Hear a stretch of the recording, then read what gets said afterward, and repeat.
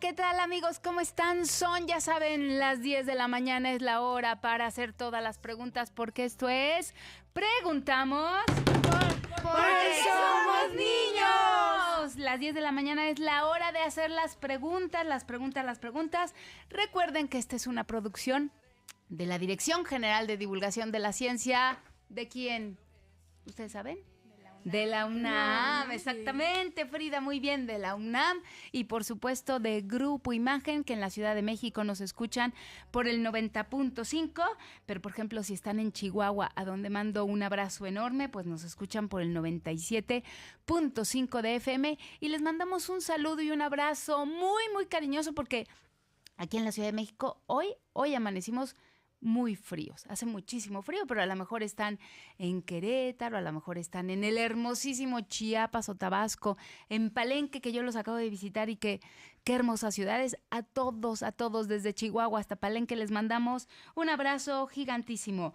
Oigan, ¿y qué creen? Ustedes seguramente en las películas han visto gente como que les da miedo las arañas o subirse a los edificios muy, muy altos y de repente dicen, ay, nanita, a mí me da como cosa acercarme ahí al filito y ¿qué tal si me caigo? Y de repente, ¿qué tal las ratas? Ay, yo le tengo, exactamente, Santiago, yo le tengo pavor, me paralizan las ratas. Es más, ni las menciono. ¿Ustedes creen que yo vi Ratatouille? No, por supuesto. No soporto ni a Topollillo. Entonces, todo eso no va conmigo. Hoy vamos a hablar precisamente de eso. Hay cosas a las que le tenemos miedo, ¿no? A mí me da miedo, pues, que se me pierda el celular, quizá. A mi hijo le puede dar miedo que el partido de los Pumas vaya 3-2 y de repente nos anoten y nos marquen un penalti. Y entonces le da miedo y dice, ¿qué tal si no pasamos, ma? Le da miedo. Pero ¿qué pasa cuando hay cosas que nos dan demasiadísimo miedo y nos dejan paralizados? Como las ratas. Axel, ¿a ti qué te da miedo? A mí me daba miedo el agua y lo pude superar. Aparte de que mi mamá me metía a una clase de natación. Muy bien. Me daba mucho miedo y mi maestro me decía, no tengas miedo, supéralo. Y yo no lo quería superar. Y me ponía a hacer ejercicios chiquitos y de repente un día un maestro me convenció y lo hice. Muy bien. Pero cuando ya estaba a punto de lograrlo, ya iba a pasar, me ahogo y entonces ¿cómo se llama? Me ahogó y el maestro me agarra y me saca. Y así llorando diciendo, ay, ¿por qué lo hice? Y ahí fue cuando pude superar el miedo y así fue lentamente aprendiendo a nadar y fue cuando por fin logré superar el miedo. Pero muy sí bien, venga esa ovación para Axel. ¡Bravo, Axel! Bravo, porque yo creo que no hay mejor manera que superar los miedos más que enfrentándolos. Pero ¿qué pasa? A mí, por muchas ratas que me pongas enfrente, jamás las voy a superar. ¿Qué diferencia puede haber entre las fobias y los miedos? De eso vamos a hablar. Y como ya escucharon a Axel, también ya dije por ahí Santiago, de una vez les presento a todos los preguntones que me acompañan. Can. De aquel lado muy seriecito con una hermosa chamarra que parece del Politécnico. Bienvenido también aquí al Politécnico. Nos acompañan Matías Santos. Matías, ¿cómo estás? Muy bien, ¿y tú, Clau? Yo estoy muy feliz porque este programa no me da para nada miedo y ni le tengo fobia, le tengo un amor absoluto y me fascina venir todos los domingos. Y ya escucharon a Axel González, nuestro campeón en natación. ¿Cómo estás, Axel? Bien, yo sí estoy bien. Qué bueno, me gusta muchísimo. Y del otro lado tenemos a Santiago Gómez. Santiago, con tus hermosos lentes, ¿cómo estás? Pues muy bien, Clau, y pues espero que tú también. Yo también. ¿Y qué creen? A todos ustedes, a quienes nos ven y nos escuchan, y todos los que están aquí, les presento una queridísima amiga, Frida, que ella escucha el programa y dijo, oigan, yo quiero estar con los preguntones porque yo también me hago muchas preguntas cuando los escucho en mi casa. Frida, bienvenida al programa. Muchas gracias, Clau. Me siento muy feliz de estar aquí. Muchas gracias por darme la oportunidad de estar hoy aquí. Este programa es para todos los chicos de México que quieran hacer preguntas y que le escriban a Susana Trejo y que le digan, oye, yo tengo preguntas y preguntas, cuadernos llenos de preguntas, y entonces quiero ir con ustedes, y así como Frida, vienen al estudio y hacen sus preguntas. Pues de todo eso vamos a platicar, chicos, de los miedos y de las fobias, porque nos empiezan a llamar, a escribir, tenemos nuestro Facebook ya saben, porque somos niños, y ahí ahorita estamos ya haciendo el Facebook Live, Marquito Cornejo está listísimo, y ya nos pueden ver en el Facebook Live. Nos pueden ver por YouTube, ya saben, YouTube Imagen Radio. Y también tenemos unos teléfonos que están a sus órdenes, 7653 5020 y 5021. Oigan, por favor, háganme creer que realmente todavía la gente marca o ting, ting, ting, ting, y marca los teléfonos, y todavía hay gente que tiene teléfono fijo en su casa. Yo creo que cada vez menos, pero somos algunos que todavía nos seguimos manejando por un teléfono fijo, así es que háganle llegar a nuestra invitada todas sus preguntas de miedos y fobias. Y también va a estar Miss Mera, porque miren, todavía estamos a 18 de septiembre. Miren, yo como estoy pensando en miedos y fobias, yo estoy pensando en los sismos. Entonces dije 18 de septiembre. Y Susi dijo, ¿qué le pasa a Claudia? No desayunó, dijo septiembre. 18 de enero y todavía hay buenos propósitos. Así 19 de enero. Así es que todavía hay propósitos y a lo mejor uno de sus propósitos es aprender otro idioma.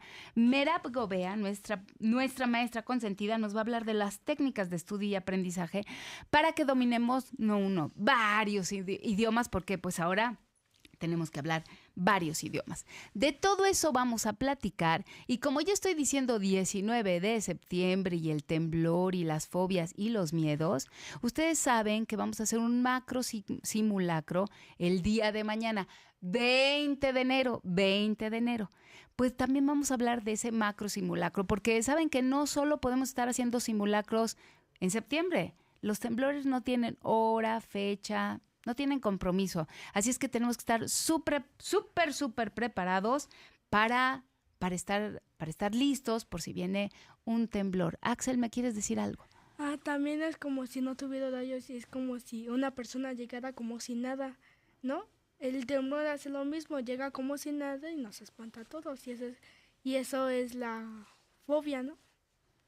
Es como de repente ver algo y, por ejemplo, hay unos que tienen fobia que hasta se podrían hacer del baño. Por eso. Sí. He visto muchos que sí. Sí, claro, pues te da tantísimo miedo ya en un extremo que sí te puede ganar y hacerte del baño. Pero ¿qué les parece? En la línea me dicen que ya tenemos a nuestro queridísimo Carlos Saldívar. ¿Quién es Carlos Saldívar? Pues él es el encargado del área de prevención de riesgos de nuestro museo favorito, el Museo Universum, Museo de las Ciencias de la UNAM, de la Dirección General de Divulgación de la Ciencia. ¿Y qué creen? Carlos es un experto, a nosotros nos da unas pláticas sensacionales. Carlos, te tengo en la línea, ¿cómo estás? Buenos días. Hola Claudia, ¿cómo estás? Buenos días. Saludos a todos los preguntones. Estoy encantada de que estés con nosotros haciéndole, todos los preguntones te van a hacer preguntas, pero tú tienes mucho que decirnos de cómo prepararnos para este macro simulacro que todos vamos a tener en las escuelas, en las oficinas, en los talleres, y no crean que estoy anunciando alguna crema para rosaduras. No, donde quiera que nos encontremos, porque tú nos has dicho en las pláticas que nos das de prevención que tendríamos que estar haciendo simulacros en nuestras familias, en nuestra casa, en nuestras oficinas, en la noche, al mediodía, porque generalmente lo hacemos en las oficinas por ahí de las 10 y las 11, pero hay que estar preparados siempre. ¿Qué tal si nos pasa que nuestros papás dicen, oye, ahorita venimos, vamos tantitito aquí a la esquina, y te agarras solito a los preguntones y les agarra solo el temblor en sus casas? Tú dinos, ¿qué tenemos que hacer en los simulacros, Carlos?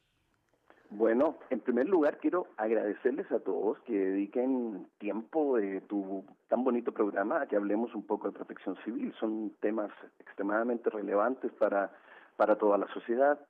Y bueno, y te comento, a partir de este año se determinó hacer 3 macrosimulacros en la ciudad. Uno va a ser en enero, el otro va a ser en mayo y el otro va a ser en septiembre, como siempre, ¿no?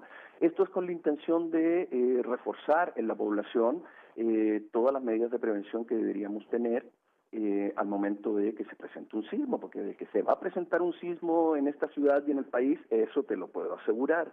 Entonces, en la medida que nosotros nos preparemos más, ensayemos más, simulemos, por algo se llaman simulacros, simulemos una situación de riesgo, estaremos mucho más preparados para poder enfrentarlos. Justamente el tema tuyo de hoy, que es cómo tratar los miedos, fíjate que frente a los sismos es importante tener miedo.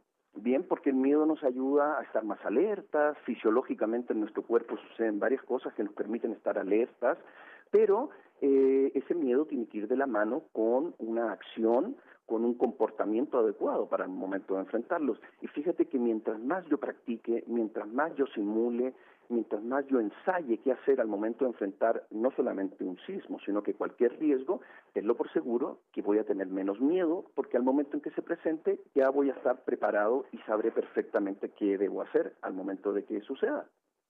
Aquí tienes varias preguntas de nuestros preguntones. Frida te quiere preguntar. Perfecto. Hola, Frida. Ok. ¿Cuál es la mejor forma de realizar este simulacro para los preguntones que estarán en sus escuelas?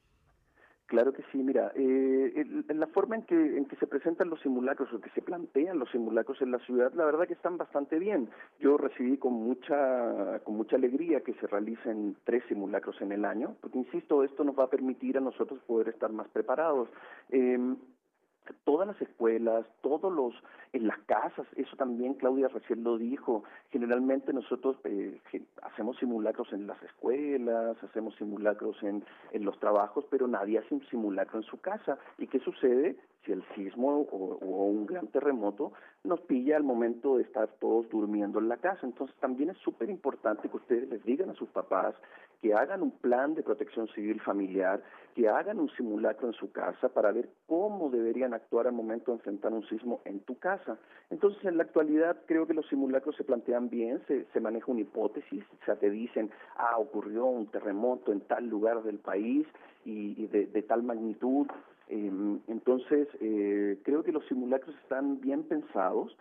Lo que sí es importante, y espero que con estos 3 simulacros que se van a hacer en este año, se refuerce un poquito más de que realmente debemos tomarnos muy en serio el simulacro. Muchas veces vemos en la televisión que la gente sale, como ya están tan preparados para esperar este simulacro, sobre todo el 19 de septiembre, la gente a veces no se lo toma muy en serio. Y la verdad que hay que tomárselo muy en serio porque no sabemos al momento en que venga algún sismo. Entonces, yo celebro que se hagan muchos simulacros y ojalá en la casa se hagan muchos más y tengamos simulacros mucho más seguidos porque estoy seguro y estoy convencido que esa va a ser la mejor manera de poder salir bien librados de un gran terremoto. Muchísimas gracias, Carlos. ¿Ustedes se imaginan unos actores que van a tener el estreno de su función y que nadie ensaye? No, pues claro que les va a dar terror. ¿Te parece, Carlos? Nos tenemos que ir a un corte, pero si te pedimos que te quedes tantito en la línea porque hay más preguntas de los preguntones y recuerden que todos tenemos que ensayar para que no nos agarre un sismo y que no sepamos qué hacer. Nos vamos a un corte en este programa que se llama Preguntamos porque somos niños. Y regresamos a hablar del macro simulacro. No tengo miedo, miedo no te me acerques, déjame en paz. Regresamos a Preguntamos porque somos niños, son las 10:17, hoy es domingo 19 de enero y estamos hablando de qué podemos hacer para estar preparados ante un sismo. Mañana ya saben que todos a las 11 de la mañana haremos el macro simulacro y tenemos a Carlos en la línea. Carlos, tienes muchas preguntas. Frida te quiere preguntar. Adelante. ¿Qué hay que tener preparado en caso de sismos? Porque yo sé que es importante tener un botiquín, pero en este caso, ¿qué es lo que necesitamos tener? Claro que sí, mira, tu pregunta es muy importante. Generalmente se recomienda que en las casas tú tengas algunas cositas preparadas en caso de que venga un gran terremoto. Una lámpara, un botiquín sería muy bueno. De hecho, se le llama la mochila de emergencia. En esta mochila debería haber una lámpara con buenas pilas, una radio a pilas para estar enterado de eso, un pequeño botiquín, tener también guardados los documentos importantes de tu casa, hay una serie de documentos personales que muchas veces con los terremotos eso se pierden y después cuesta mucho sacarlos. Entonces, dentro de esas cosas y otras, tener algo para abrigarte, tener algo de comida enlatada, en fin, no se trata de tener una gran mochila, pero sí tener algunas cosas que puedan ser muy importantes al momento de tener que hacer una evacuación de tu casa, porque uno nunca sabe si es que va a poder volver a regresar pronto a la casa. Entonces es importante estar informado por medio de una radio, tener una lámpara para poder hacer una pequeña evaluación de qué es lo que sucede, en fin, una serie de cositas. Eso es muy recomendado. Y en el plan de interno de protección civil familiar aparece un listado de cositas que puede tener la mochila de emergencia. Métanse a la página de la Secretaría de Gestión de Riesgo de la Ciudad de México o en el CENAPRED, el Centro Nacional de Prevención de Desastres, y ahí viene cómo preparar un plan de protección civil familiar. Muchas gracias, Carlos. Tenemos poquititos minutos, casi 2 minutos, pero tienes varias preguntas. Santiago Adelante. te quiere preguntar. ¿Cuál es la mejor manera de estar calmados ante un sismo o no entrar en pánico así? Claro, buena pregunta. Mira, a todos, pese a que yo trabajo en emergencias, a todos nos dan miedo los terremotos, eso no hay duda, ¿bien? Pero la mejor manera de poder estar tranquilo es con capacitación y entrenamiento. Entrenarme, aprender y sobre todo hacer muchos simulacros, porque al momento en que sucede el evento, yo ya voy a tener perfectamente claro qué es lo que debo hacer y eso va a tener mi cabeza bien ocupada, pensando en qué es lo que debo hacer, cuál es el protocolo, cuál es mi ruta de evacuación, qué son las acciones que debo hacer al momento de enfrentar un terremoto, y eso va a mantener un poquito mi mente ocupada y no voy a estar tan preocupado de qué es lo que está pasando alrededor. Todo se indica de que con preparación, con entrenamiento, con capacitación y realizando muchos simulacros es la mejor manera en que nosotros estemos bien preparados y no estemos tan nerviosos. Matías tiene otra pregunta. Eso, Matías. ¿Qué debo hacer si estoy solo en mi casa? ¿Qué debes hacer si estás solo en tu casa? Estás bien chiquito para estar solo. Bueno, Frida creo por que eso... también había comentado algo.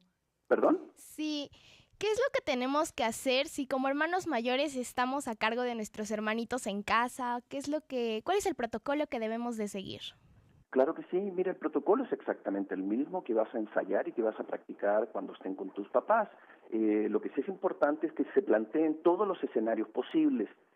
Voy a estar solo en mi casa, o estoy con la familia, o mi papá está trabajando. O sea, tenemos que tratar de hacer simulacros bajo todas las condiciones que podrían presentarse al momento de enfrentar un terremoto. Y si tú en algún momento te quedas sola con tu hermanito menor, vas a tener que hacer exactamente lo mismo, pero previamente tendrás que haberlo ensayado muchas veces para que no exista ningún error al momento de hacerlo.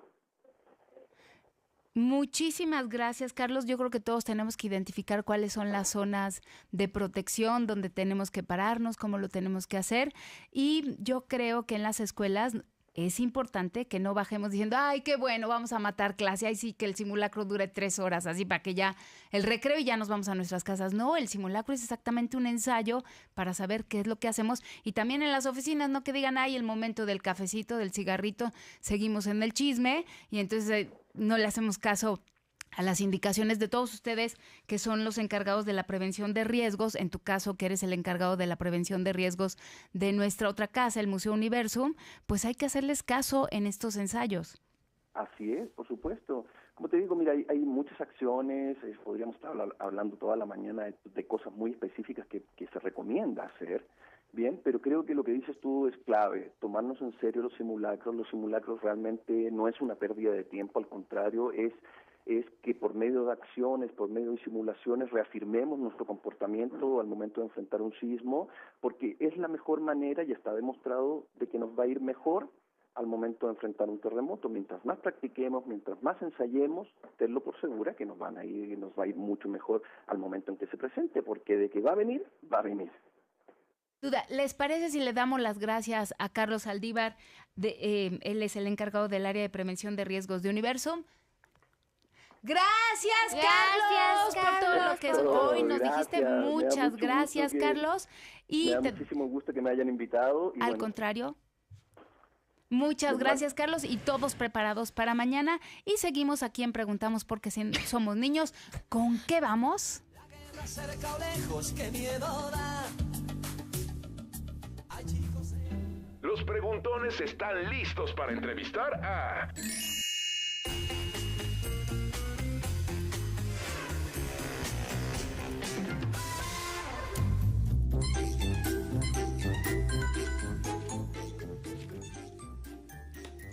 Pues sí, ya están listísimos todos los preguntones. Ya tengo muchas llamadas y mensajes de Facebook, pero les quiero decir quién es nuestra especialista para hablarnos de fobias, de miedos, cuál es la diferencia. Ella es la doctora Diana Guízar de la Facultad de Medicina. ¿De dónde creen? De la UNAM, por supuesto, de nuestra máxima casa de estudios. Y tú tienes la especialidad en psiquiatría infantil y adolescente. Pues nada menos. Diana, Sí, ¿cómo estás? Bienvenida. Muchas gracias por la invitación, la verdad muy agradecida de estar acá y me parece súper importante darle voz a los niños, ¿no? Digo, es mi especialidad, siempre me ha gustado la parte de, porque a veces hay dudas de los niños que de repente, ¿no? Nosotros no nos hemos preguntado y al preguntarlas ellos te das cuenta, ¿no? De lo que piensan y de lo que sienten, ¿no? Perfecto. Muchas gracias. Y mira, enseguida dije, ya está aquí Diana para hablar de miedos, de fobias, y enseguida las manos levantadas. Santiago. ¿Cuáles son las fobias más comunes en adultos? En adultos, sí, eso es algo súper importante porque se van a dividir en niños y adultos. Son diferentes las que a veces tienen los niños a los adultos. Lo más común son el temor a las alturas, ¿no? Hay el temor a las arañas, es de los más frecuentes. Arañas e insectos. Ajá, arañas e insectos es de los más frecuentes. También a los lugares cerrados, ¿no? A estar en lugares cerrados, ya sea cuartos o elevadores, ¿no? O quedarte encerrado, esa es otra. A los aviones también, en adultos es muy común a los aviones. Y algo que llamamos fobia social, o sea, enfrentarte a entornos donde tienes que estar con mucha gente, ¿no? Axel. También tengo una pregunta para Diana y sería, ¿cómo podrías superar una fobia? ¿Cómo la pudieras superar? Pues más o menos, de hecho, cuando estaba escuchando el ejemplo que nos pusiste hace un momento de la alberca, es algo parecido, ¿no? Porque hay algo que se llama aproximaciones sucesivas o de una aproximación como, digamos, como brusca. Aproximaciones sucesivas es más o menos lo que hacía el maestro, ¿no? O sea, como que poco a poco te iba enseñando el agua, te iba acercando el agua, te iba platicando mientras estabas, ¿no? Y al final, digamos que la aproximación, digamos, brusca, que no toda la gente a veces la aguanta, ¿no? O sea, es lo que es, ¿no? Como de sumergirte, ¿no? Y entonces que perdieras el miedo. Hay esas dos modalidades, tanto aproximaciones sucesivas, que es, en el caso de arañas, por ejemplo, te van mostrando fotos de arañas, imágenes, hasta que ya te ponen la araña atrás de un cristal, ¿no? O ya más extremo, ponértela en la mano, ¿no? O que te ponen, digamos que en un cuarto con muchas arañas, ese sería como el brusco, ¿no? Pero obviamente se recomienda más el de aproximaciones sucesivas, ¿no? Para que no te cause el pánico, ¿no? De meterte en una habitación de repente llena de arañas, ¿no? Gracias. Yo tengo otra pregunta. ¿Qué es un miedo y qué es una fobia? Eso es súper importante porque el miedo lo tenemos todos, o sea, eso hay que aclarar, todos tenemos miedo, el miedo nos sirve para protegernos, eso es súper importante porque, pues obviamente si ahorita igual suena la alarma o si vamos en la calle y nos quiere atropellar un carro, sentimos miedo, ¿no? O si escuchamos un perro que ladra muy fuerte, sentimos miedo porque nos sirve para protegernos. Pero la fobia es cuando ese miedo se vuelve muy exagerado y de repente no es hacia algo que te cause peligro, ¿no? O sea, estás en un elevador y sí te da miedo si se vaya a detener, pero no es un miedo de que prefieres subir 47 pisos por las escaleras a quedarte encerrado. O sea, es un miedo que tú dices, es que yo sé que no me va a pasar nada, sé que es seguro, pero aún así no puedo evitar tener ese miedo y además la reacción es muy exagerada. O sea, sientes en el cuerpo algo que le llamamos nosotros a veces ataque de pánico, ¿no? O sea, te sudan las manos, sientes que no puedes respirar, que te falta el aire ante ese evento, ¿no? E interrumpe tu vida también. Nos tenemos que ir a un corte, pero por favor háblenos y díganos cuáles son sus miedos, pero también cuáles son sus fobias, porque créeme, ahorita que lo acabas de decir, yo no podría por poquito a poquito que me pusieran una rata. Susana tampoco. Susana tampoco. Y también por ahí uno de los papás levantó la mano. Por poquito a poquito que nos los pusieran, no podríamos. Pero sí le podemos tener miedo a las películas de horror y entonces las evitamos y no pasa nada. Hay gente que le tiene fobia a los cohetes y a los estallidos y su vida cambia y no salen, por ejemplo, el 12 de diciembre, no van a ciertos pueblitos donde hay muchas iglesias y hacen esta fea práctica de tronar cohetes. O sea, hay una diferencia. ¿Por qué no nos llaman todos los que nos están viendo y escuchando y nos siguen diciendo cuáles son sus fobias? Y regresamos con una pregunta de Matías. ¿Qué te parece, Matías, si la dices y la dejamos en suspenso después del corte? Te escuchamos. ¿Cuál es tu pregunta? ¿Cuál es la fobia más conocida? ¿Cuál será la fobia más conocida? Esperamos sus respuestas, sus fobias, y a lo mejor se van a dar cuenta que no están solitos en este mundo con su fobia, que hay muchos que le tienen terror a eso que ustedes también. Nos vamos a un corte. Regresamos a Preguntamos porque somos niños y hay muchas preguntas. Frida, ¿tienes preguntas para Diana? Sí. ¿Qué pasa cuando una mujer está embarazada y tiene fobia? ¿Se la pega a su bebé o qué es lo que pasa? Eso es algo, bueno, les llegue súper interesante porque dentro de cómo se origina una fobia puede haber dos factores. Uno por el aprendizaje y el otro puede ser ese precisamente.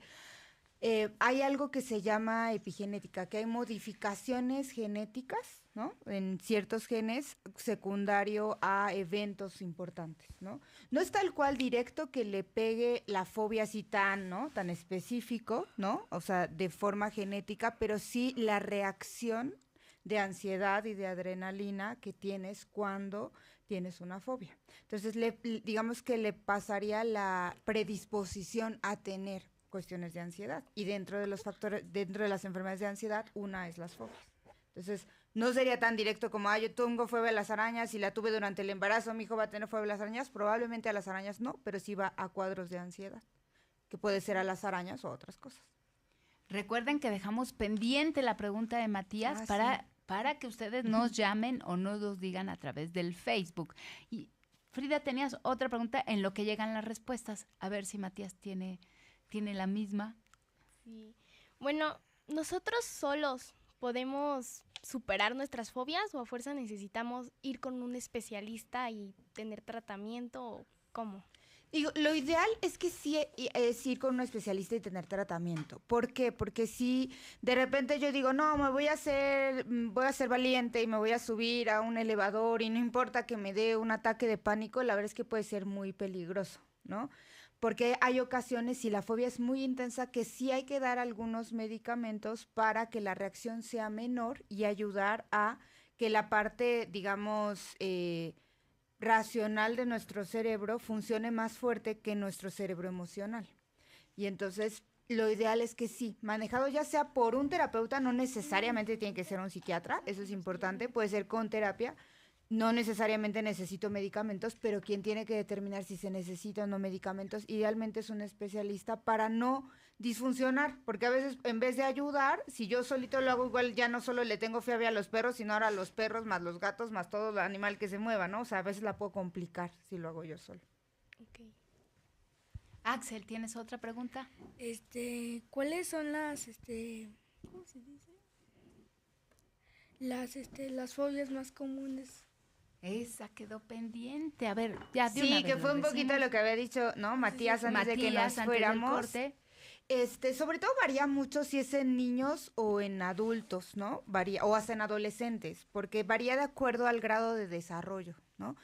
¿Por qué el grado de desarrollo? Porque a los niños principalmente las fobias más importantes van a ser a la oscuridad, ¿no? Que ya lo habían mencionado por acá, y a las inyecciones, son de las más comunes. También los insectos, algunos animalitos, sobre todo los perritos, en niños más chiquitos, perritos, gatitos, sí les da, ¿no? Miedo, el agua, ¿no?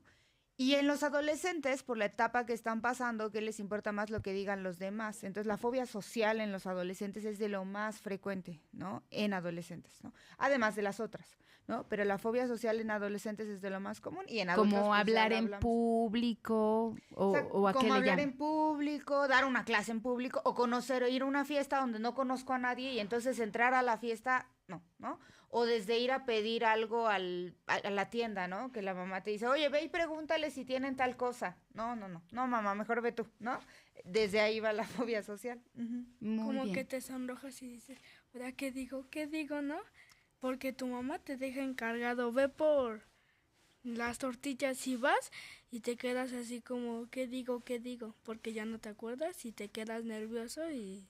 Sí, que hasta te paralizas, ¿no? Que dices, bueno, el de la tienda, ahí viene lo de las fobias, ¿no? Porque yo puedo tener miedo a un extraño, pero, o sea, yo sé que el extraño no me va a hacer nada, o sea, en ese momento el de la tienda, ya lo conozco, ya le ha contestado a mi mamá, pero en ese momento, exacto, se te van las palabras, te paralizas, hasta te puedes poner rojo, ¿no? Y te sudan Sudarte las O manos. como el chavo del 8 que le daba la chiripior que le hacía así. Algo así. Que le tenían que Algo echar así, agua. se va a paralizar. Santiago, tienes otra pregunta para Diana. Ujú. ¿Cómo se origina una fobia? Uy, eso es súper interesante en el aspecto de que puede ser por aprendizaje que se llama aprendizaje vicario. Es decir, yo veo cómo reacciona el otro ante una situación que a mí me pasó, ¿no? O sea, por ejemplo, tú estás con tu mami, ella le tiene fobia a los perros, ¿no? Pasan algo de un perro y te dice, no, cuidado, y te jala y hasta, ¿no? Hasta te carga, ¿no? Y está toda temblorosa y asustada. Entonces tú dices, no, pues hay que tenerle miedo a los perros, ¿no? Entonces aprendes esa reacción y cada que estás con un perro te pasa lo mismo, ¿no?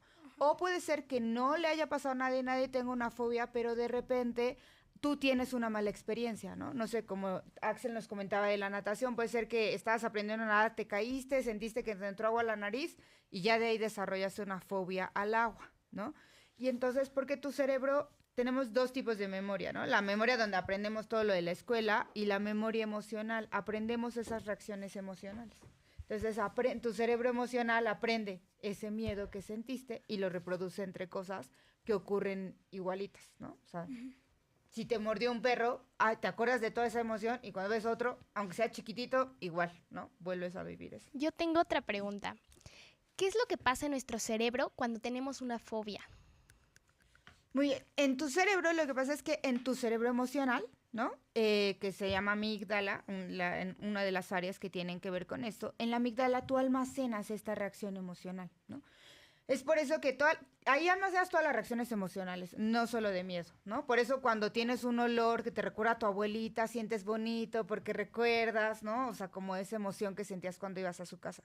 Con el miedo pasa lo mismo, lo guardas en tu amígdala, algo que te dio mucho miedo, lo guardas. Entonces tu cerebro emocional reacciona mucho más rápido que a veces el cerebro racional. Por eso después de que ya estás con la rata dices, ay, pero ¿por qué le tengo miedo a las ratas? Ya no debería de tenerle miedo a las ratas, ¿no? Ya, yo sé que no me hace nada, no sé. En mi caso las cucarachas, ¿no? Yo de repente digo, pero ya no me va a hacer nada. Yo sé que no me va a comer, yo sé que no me va a matar. O sea, yo lo sé.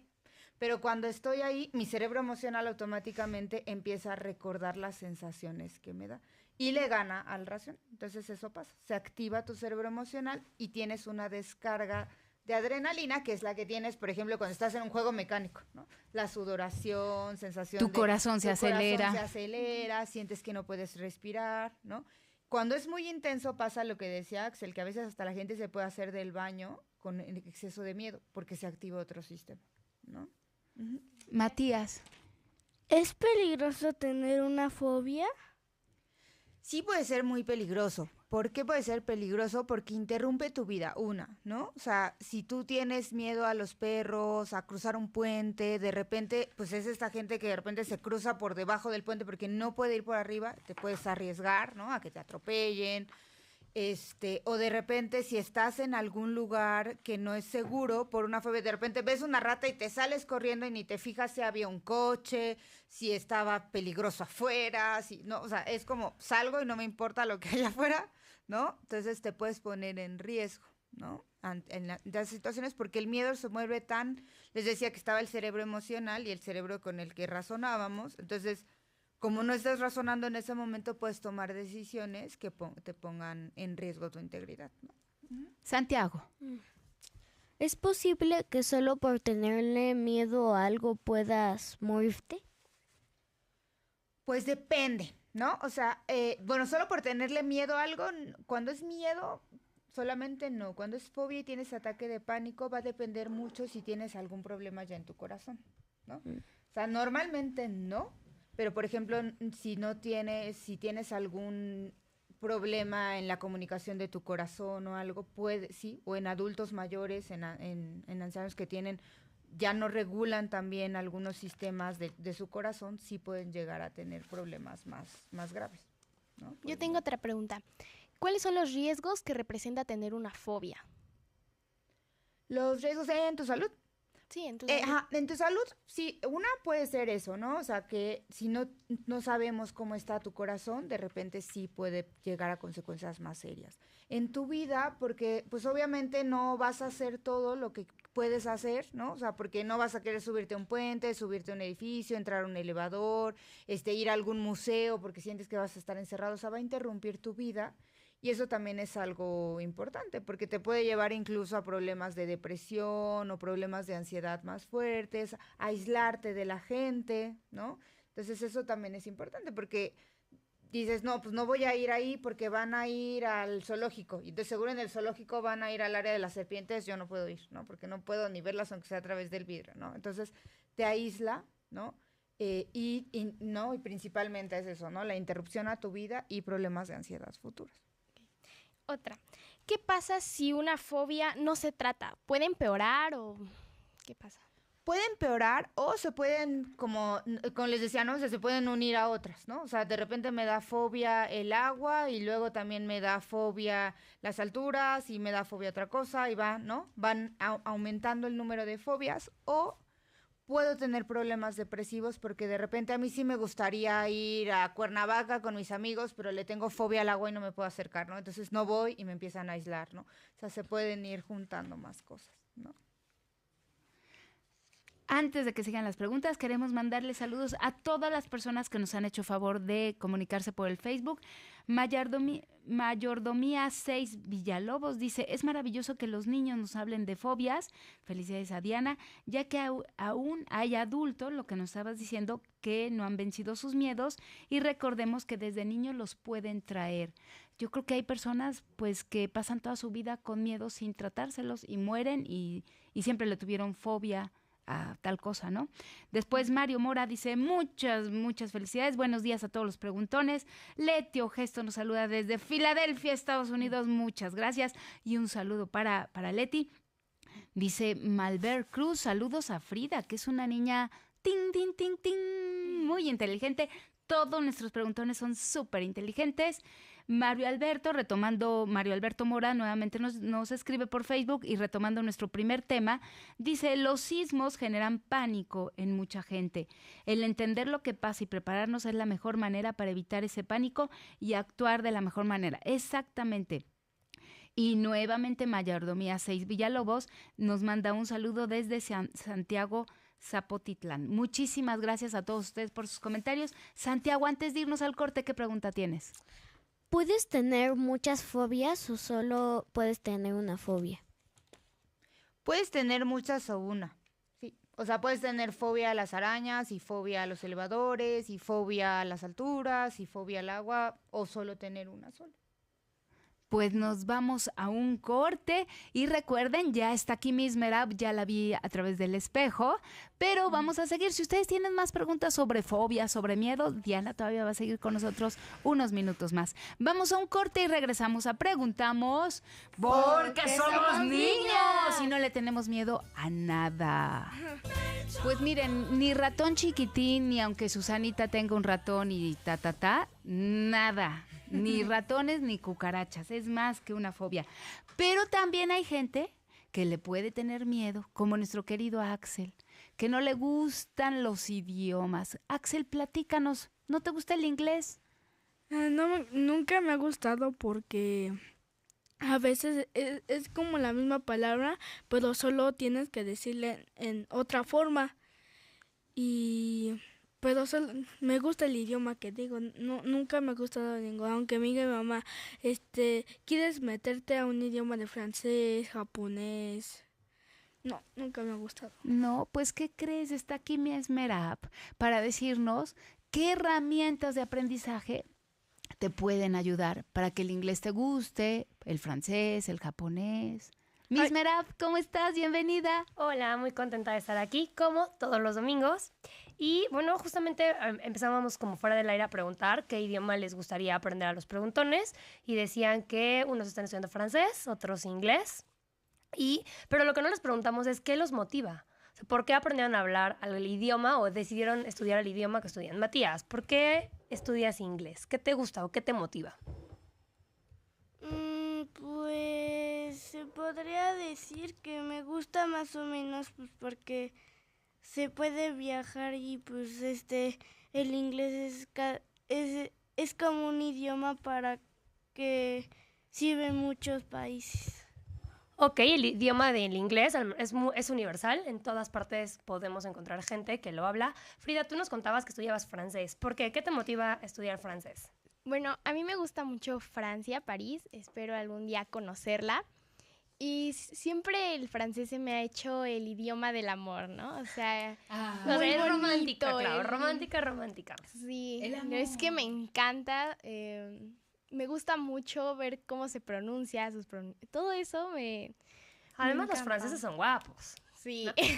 Los franceses son guapos. Y es que ahí está la clave justamente para que nosotros nos aventemos a aprender un nuevo idioma. Nos enamoremos. Del idioma. Primero que nos guste, ¿no? Que nos llame la atención, pero también que nos motiva y qué hay detrás de ese idioma que yo quiero aprender. Conocer un país, ¿no? A lo mejor entender una película. En mi caso, yo aprendí a hablar inglés porque yo estaba súper enamorada de Harry Potter.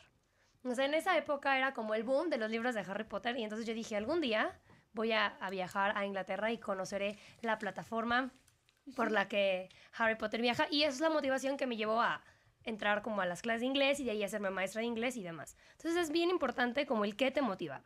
Pero yo creo que hay como 3 cosas importantes que tienen que ver con un idioma. Y uno tiene que ver con el desarrollo personal y profesional. La segunda, con la cultura de los países, es decir, o sea, si quiero conocer el país, dónde está, qué se come, cómo es, lo que hay en ese país. Y 3, bueno, como buena maestra, tiene que ver con ejercitar tu cerebro. Creo que los idiomas tienen mucho que ver con memoria.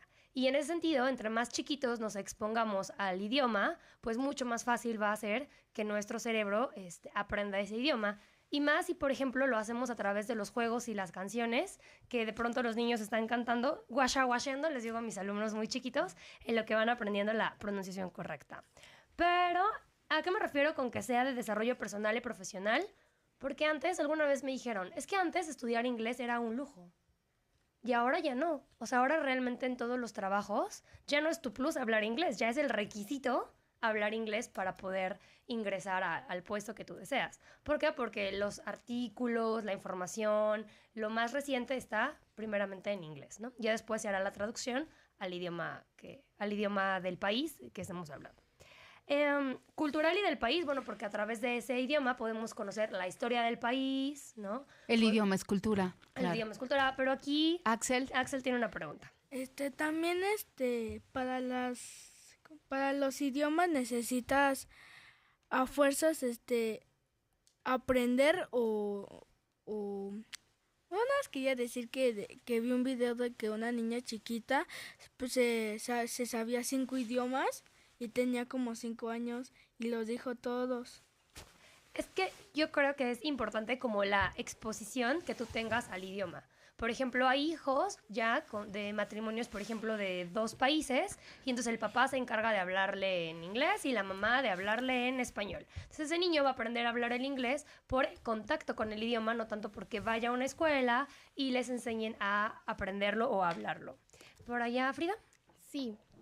¿Cuál es la mejor edad para aprender idiomas? Así, súper chiquito, desde los 2 años, ya empezar con 2 idiomas, cuando estás en tu adolescencia, o ¿cuál es la edad? Creo que la edad primordial es como que entre más chiquito, o sea, que estés en contacto, ¿no? Por ejemplo, lo que invito mucho a los papás del kinder, en donde estoy, es que pongan los videos que ven los niños en inglés, porque entre más exposición tenga el niño, lo va a aprender de manera más natural. O sea, entre más chiquito eres, lo aprendes más jugando sin poner atención o hacer el esfuerzo por aprenderlo.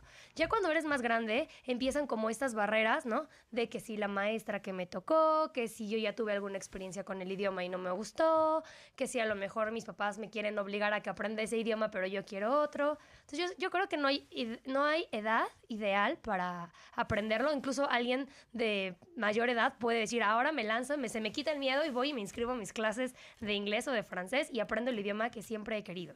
Creo que entre más chiquitos lo hagamos, mucho mejor. Y además es curioso porque si aprendemos un segundo idioma, partiendo de que hablamos, por ejemplo, español, aprendemos inglés, aprender un tercero nos cuesta menos trabajo, y aprender un cuarto menos trabajo, y aprender un quinto menos trabajo. Y hay idiomas que se relacionan. El francés, el portugués, el italiano se relacionan mucho porque son lenguas romances. Entonces, en ese sentido va a ser mucho más fácil que si ya sabes uno, te conectes con el otro. O que ya estás motivado por uno y te motivas por el otro.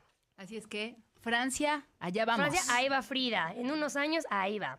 Y por último, ejercita el cerebro a nivel habilidades cognitivas, ¿no?